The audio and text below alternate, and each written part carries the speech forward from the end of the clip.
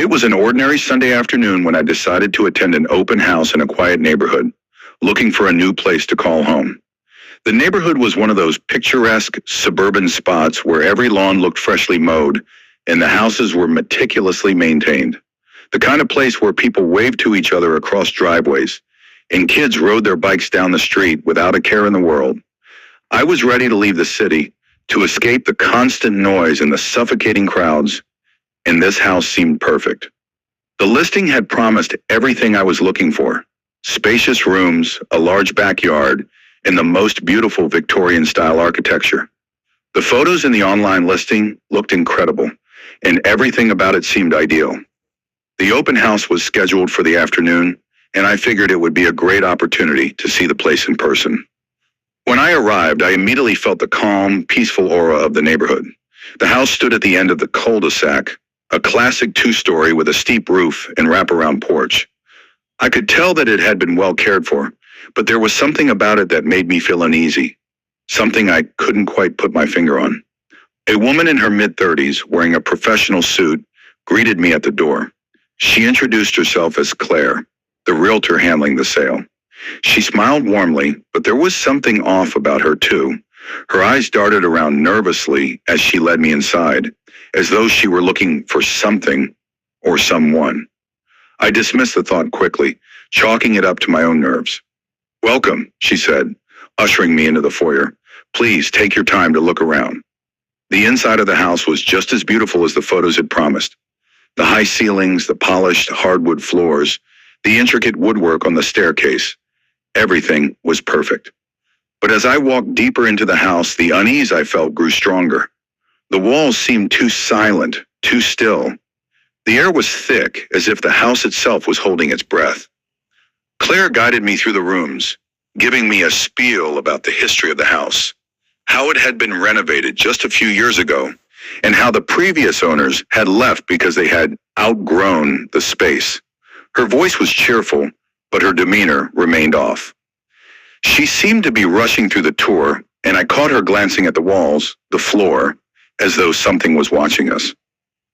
"Would you like to see the basement?" she asked as we reached the kitchen. I hesitated.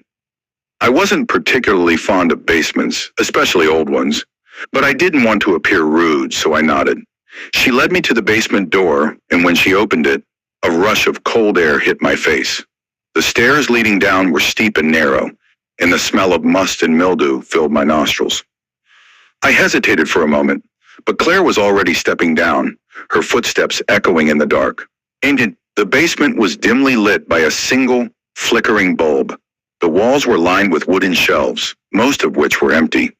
There was an old furnace in the corner, and the air smelled like dust and something else, something faintly metallic. The unease in my chest tightened. I couldn't help but feel like I wasn't alone down there. Claire seemed unfazed, moving around the basement as though it were completely normal. "Some people use this space for storage," she said, her voice almost too bright. "It's great for a wine cellar or even a home theater." I nodded, forcing a smile. I could feel the walls pressing in, the darkness swallowing the room whole. As Claire rambled on about the house's potential, my eyes kept drifting to the far corner of the basement. There was something odd about the shadows there, too deep, too unnatural. I told myself it was just my imagination. We headed back upstairs, but the weird feeling stayed with me. As we walked through the hallway, Claire opened a door at the far end and gestured for me to step inside. "This is the master bedroom," she said, her voice soft now, almost reverent. The room was large with windows that overlooked the backyard, and a plush carpet covered the floor.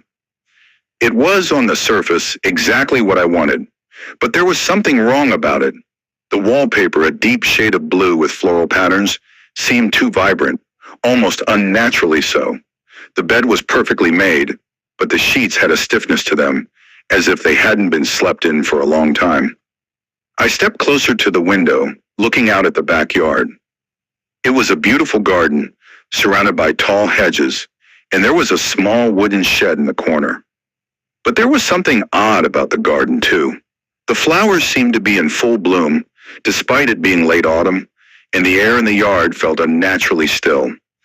You have a lovely yard, I said, turning back to Claire. It seems so peaceful back there. She smiled faintly. Yes, it's been well maintained. I wasn't sure why, but I felt compelled to ask, has anyone lived here recently? Claire's smile faltered for a moment before she regained her composure. The previous owners moved out a few months ago. Like I said, they outgrew the space. It's been empty ever since. I didn't press further. Something about her response seemed off, and I could feel the hair on the back of my neck stand up. I thanked her for the tour and decided to leave, but as I made my way to the door, I saw something out of the corner of my eye. The mirror by the staircase caught my reflection, but when I glanced at it, something was wrong. The reflection didn't match my movements. It lingered for a moment longer than it should have, and then for the briefest instant, I saw someone else standing beside me. A figure, blurry and indistinct, but unmistakable. I spun around, my heart pounding, but there was nothing there. The hallway was empty. Is everything all right? Claire's voice broke through my panic, and I turned to find her standing in the doorway, looking concerned. Yeah, I stammered. I'm just not feeling well. I think I'll go now. She nodded, still watching me closely. Of course, I understand. If you have any more questions, don't hesitate to reach out. I hurried out of the house, my pulse racing. The moment I stepped onto the porch, I felt the air change. It was colder now, and the wind had picked up, rustling the trees around the house. I turned back for one last look, and that's when I saw it. Behind one of the windows, a shadow moving, slowly, deliberately. It was as if someone or something was watching me. I didn't stick around to find out. As I drove away, the feeling of being watched didn't leave me. I tried to shake it off, but I couldn't. It wasn't just the house. It wasn't just the basement or the strange way Claire acted. It was something much deeper, something I couldn't explain. I never went back to that house, and I couldn't bring myself to tell anyone about the strange events that occurred there. But a few weeks later, I heard a story from a friend who had lived in the area for years.